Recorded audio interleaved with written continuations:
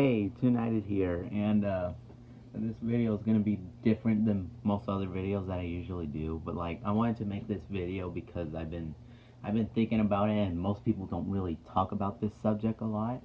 And so, if you like this video and want to see more videos like this, then please subscribe. So, with this new trend of animated movies starting to have more stylism in it, like, it's really good. I really think it's really good. I've been wanting to talk about this subject for a while now because most people don't really talk about it. So I just wanted to talk about it and see what people think about it, of like if they agree with it or not, because I'm pretty curious of what y'all people actually think about it. So we're at that point of time when animation is starting to go from realism to stylism now, because it's starting to become the new trend in animation. Like making a 3D animated movie look like stop motion, making a 3D animated movie look like it's from a comic book, and even making hand-drawn animated movies look like 3D animated movies. Like, I'm so shocked of what these talented people have been able to do these past few years. And like, it's really good. Even not just movies, like they also show it in many short films as well. But the real question is, where did it really start? Like, yes, Spider-Man Into the Spider-Verse did start the trend because of how successful it really was, but it wasn't the very first movie that did this. Because there were a few movies before this that tried this. They didn't really catch anyone's eye, really, or most people didn't really talk about it because that wasn't really the thing at the time.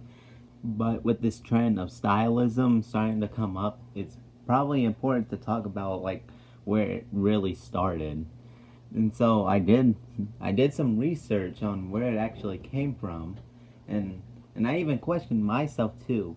Where did it really start? Like, was it the Peanuts movie? Was it the Lego movie? Or was it Cloudy with a Chance of Meatballs?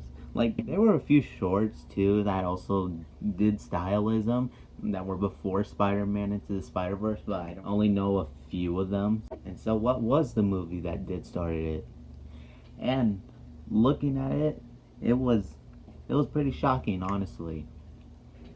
And so the movie that really started it was Disney's The Wild.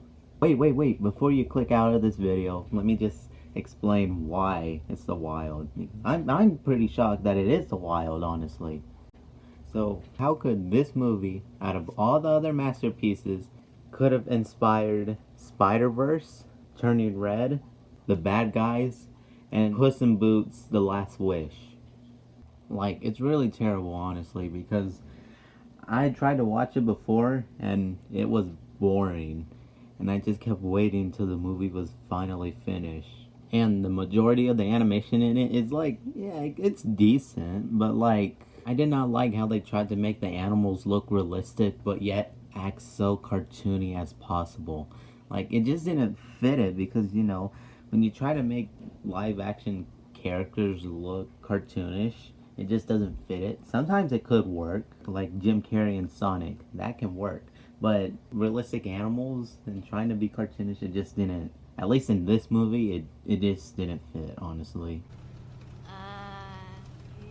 Well, technically, it's awesome. But the one thing I can say for sure is that these animals do look a lot better and more expressive than the animals that they used in the live action Lion King. So how could this have started the trend in stylism? Well, it turns out the stylized animation is used in the beginning of the film. The rest of the film, nah, it doesn't use it.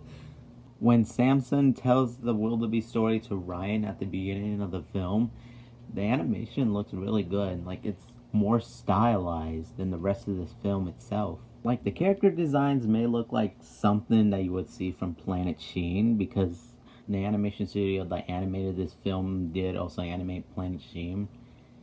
Whoosh, man. But they fit well in this scene because it makes them more expressive and like their actual cartoon characters. And the scene of where it's taking place doesn't look so realistic. And I even believe that the dust effects and some of the shenanigans that these characters do are actually hand-drawn animated. Like, even the shading here looks really good. Like, it looks like something you would see in a hand-drawn movie.